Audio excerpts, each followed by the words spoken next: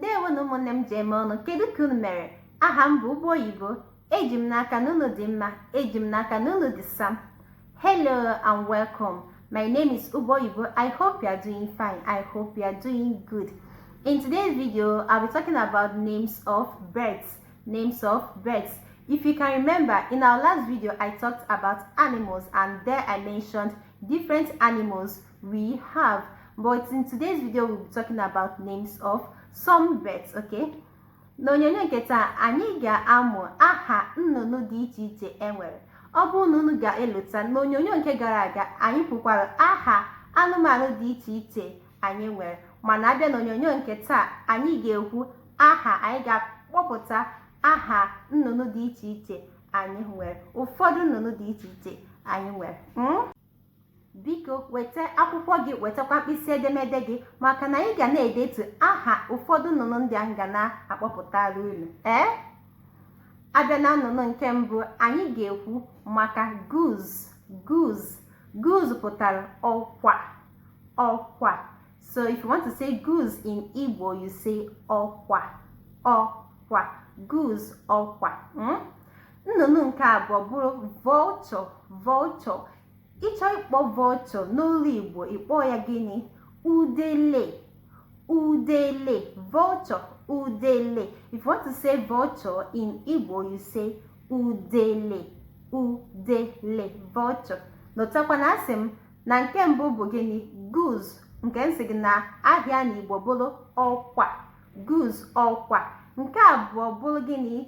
Vulture. Nsị gị na aha vulture n'Igbo bụrụ gịnị? Udele.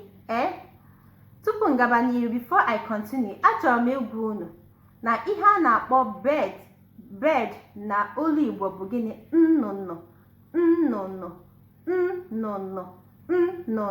So ịchọ ịkpọ bird n'olu Igbo, ịkpọ ya nnụnụ. If you want to say bird in Igbo, you say nnụnụ. Nnụnụ nke atọ m ga-akpọpụtara unu taa bụrụ gịnị? Bụrụ ugo. Ịchọ ịkpọ igo n'olu Igbo, esi gịnị? Ugo. If you want to say eagle in Igbo, you say ugo. Alright, the first one we said that is goose, and I said that goose means what? Ọkwa. The second one I talked about vulture, and I said if you want to say vulture in Igbo, you say what? Udele.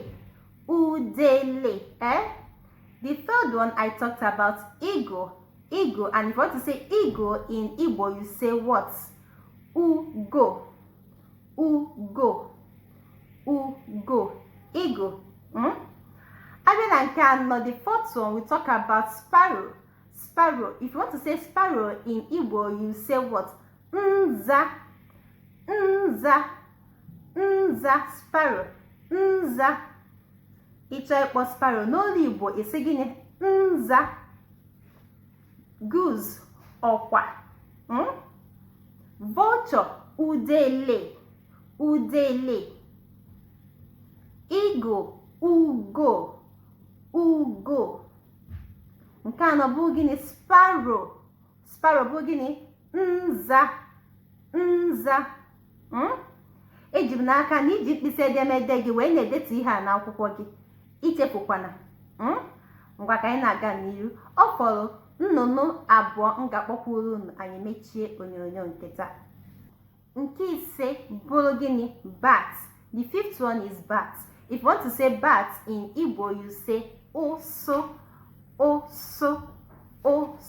Bat. Ịchọ ịkpọ bat n'olu Igbo, isi gịnị? Oso. Bat. Nke isii, the sixth one bụrụ gịnị? Owl.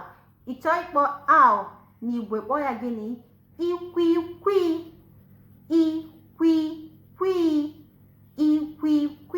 Owl. Ka anyị bido n'isi, anyị kpọpụtara nnụnụ isii dịgasị iche iche. Anyị sị na nke mbụ bụ gịnị? Goose. Nke mbụ bụ gịnị? Goose. If you want to say goose in Igbo, you will say ọkwa. Ọkwa. Ịchọ ịkpọ goose n'olu Igbo, esi gịnị? Ọkwa. Nke abụọ ka anyị si bụ gịnị? Vulture.